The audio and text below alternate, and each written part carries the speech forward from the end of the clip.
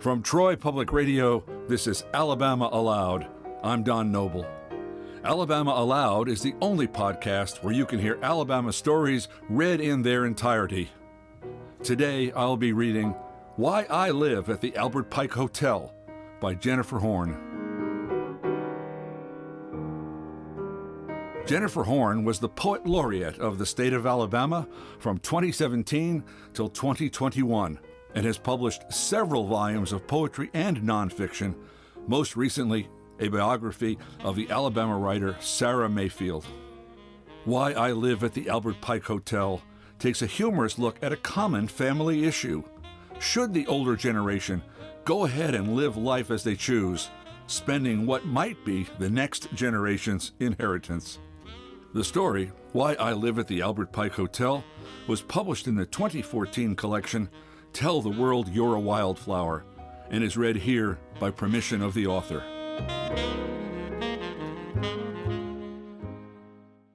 It has nothing to do with the P.O. or family disputes or Eudora Welty, although I did know Eudora in her WPA photography days, and I don't think she'd mind my bit of playfulness.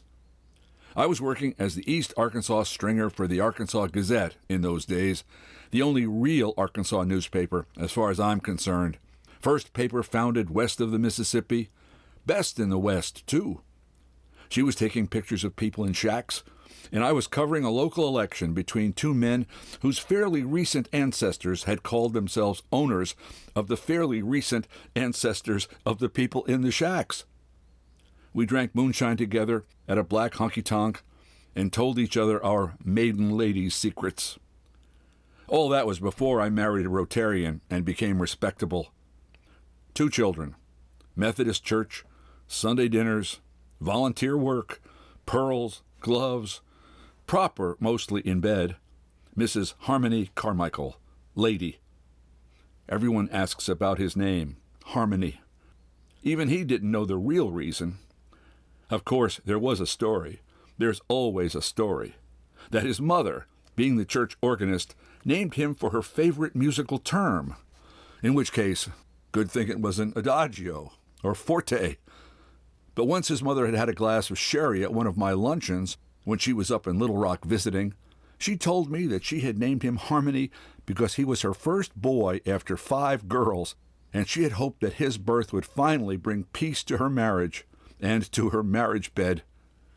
By the time he was born, she was plumb wore out with trying, and her socks had lost their elastic after all those babies, if you know what I mean. So, Harmony it was, and Harmony he was. His life was dedicated to it. His courtroom was known for its quietness, and the reporters used to say you had to put your ear to the door to tell whether court was in session. Not only was there to be no yelling, not even a raised voice, and no untoward comments from either side, he frequently talked the litigants into settling their cases within the first hour of trial. In a compromise, he used to say, we promise together, and each gets some of what he wants. A beautiful word, compromise. Sometimes he would make the litigants repeat the word after him, if they were being particularly obstreperous. I fell in love with him because despite his calm manner, he was a powerful, I would even say passionate man, and the contrast between his outer cool and his inner steam was too much to resist. The only thing he insisted on was clean sheets every night. I kept the laundry busy washing and ironing, and my maid busy changing them. Said he wouldn't wear garments he'd worn the day before. Why should he sleep in sheets he'd already slept in? Didn't seem the same to me, but it was a small thing, and I always had them changed by 10 a.m. And now that I live in the Albert Pike, I do enjoy fresh sheets every day, with no trouble to me. Guess I got used to it. The Albert Pike. I came to live here 10 years ago when Harmony died. Put the house on the market, sold it lock, stock, and barrel, and moved my clothes and personal items into a 7th-floor suite in the Albert Pike. It suits me. I can lunch at the City Club when I want to, shop at the downtown department stores, have coffee in the morning and a cocktail in the evening, and I never have to clean house or even do my own laundry. Except, of course, my unmentionables. Buck, my son, though, acted like I was selling off the home place when I said I was getting rid of the house. Where will we come for Christmas? What about the grandkids? How can you leave the house I grew up in, where you and Papa were so happy? I said he was welcome to buy it if he wanted to, and that he and Becky, his sister, were welcome to take whatever furniture or china they wanted. Better to go ahead and divide it up before I die and save all that nasty post-funeral squabbling or pre-funeral skullduggery. I have known families where one or more members actually snuck into the house and took things, while the rest of the family was at the viewing. I did not tell him this, nor Becky, but I never liked that house. Harmony had bought it for me as a wedding present. So pleased with himself, he could have burst, and I loved it because he loved it. But when he was gone, I was done.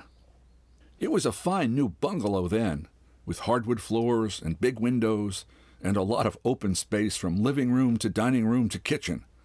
But it always felt sort of cramped to me. No place to go for privacy.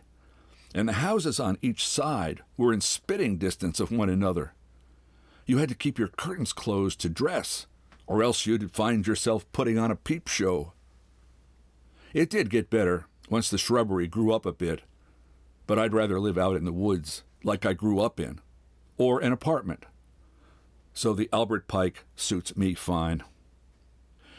But now the Albert Pike is to be sold, to Baptists no less. Buck says since it's going to be a retirement home, I should just stay put. But I can imagine it now. Mandatory group sings, cheerful helpers, bad food. I love the Albert Pike, the polite, reserved staff, the Sunday dinners, the quiet, carpeted hallways. And I do not need to go into any rest home. I am only 70 and in full command of my faculties and my bladder. Buck and Becky, yes, awfully, they were Bucky and Becky as children. He loved Buck Rogers, and the nickname stuck. Put their heads together and offered to take me for 6 months each, which was decent of them to make the offer, but I know they would have had 2 cows if I'd said yes. And besides, I am not a piece of baggage to be moved hither and yon at semi-annual intervals. No, I have to find a new home. And if I can just get over the upsetness of having my very pleasant life uprooted, I am certain I will find something suitable. I could buy an apartment. I have the money. But I have sure gotten used to this hotel life. There's not really anywhere else in Little Rock I could move to, though, and downtown is going down since they built the mall. A certain element has crept in, and it is not conducive to the safety of widows. So I am considering the Arlington in Hot Springs. It is a large, comfortable, elegant place, historic without being run down, and only an hour from Little Rock and the children. Perhaps just the right distance, come to think of it.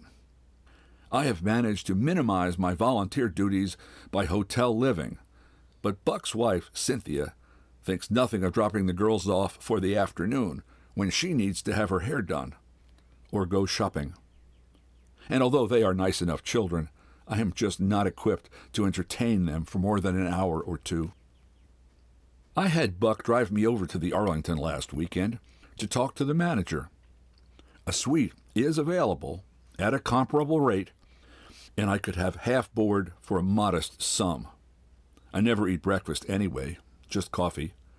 It's the only way I've kept my figure after all these years.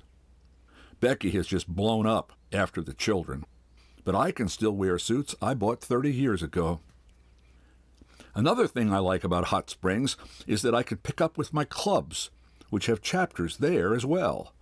The PEO, of course, the Arkansas Federation of Women's Clubs, we call it the AFWC, and no doubt I can find a contract bridge set as well. Buck and I had a nice drive over, talking about his job, the children, and so on. We stopped and bought peanut brittle for him to take home. I never touch it.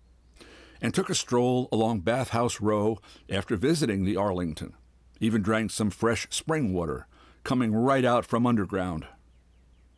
I could live to be 100 drinking this water, if what they say is true, I commented to Buck. He half smiled, in that way that makes him look just like he did as a boy, when he thought he was being patient with his silly mother. If you do that, there'll be nothing left for us, he said, kind of laughing. Left for you? I said, a little pricking up feeling beginning on the back of my neck. Well, he said, looking off to one side at some crepe myrtles that were just beginning to fade, our inheritance, what Papa left. Buck, I said, you know that your Papa left what he had to me, and that I am leaving what I have equally to you and Becky. But what if you use it up? He said, finally getting to the nub. What if I do? Are you saying that you would rather have me die or live in the poorhouse, just so you and your sister can inherit more money from me?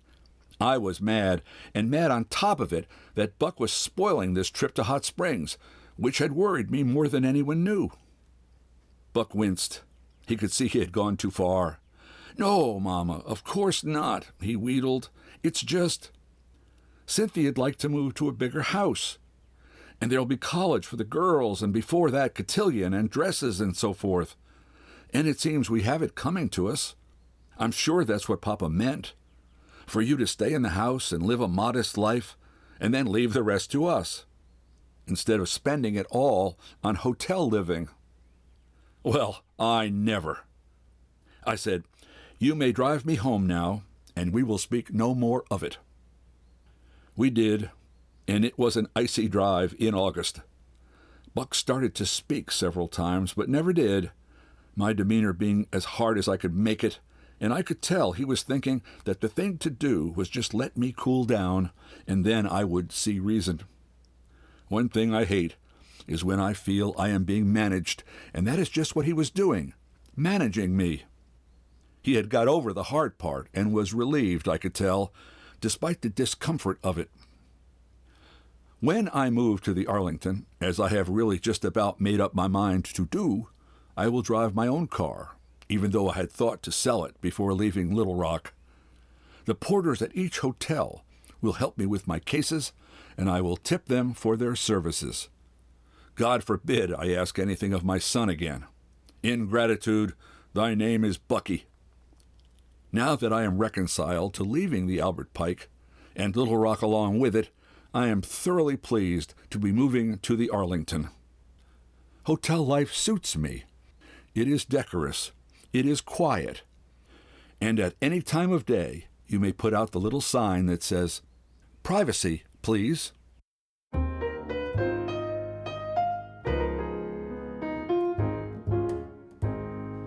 The story, Why I Live at the Albert Pike Hotel, was published in the 2014 collection, Tell the World You're a Wildflower, and is read here by permission of the author.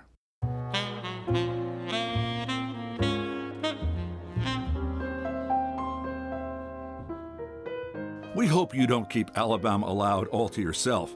Subscribe to our podcast and share it with a friend. Better yet, write us a review in the iTunes store. It helps other people find the podcast. Also, give us a shout-out on social media. Alabama Aloud is a production of Troy Public Radio and produced by Austin Toy and Kyle Gassett. Special thanks to Matt Clower, Buddy Johnson, and Michelle Mowry. Alabama Aloud is made possible in part by a grant from Alabama State Council on the Arts. So, until next time, when you'll hear more of Alabama Read Aloud, I'm Don Noble. Thanks for listening.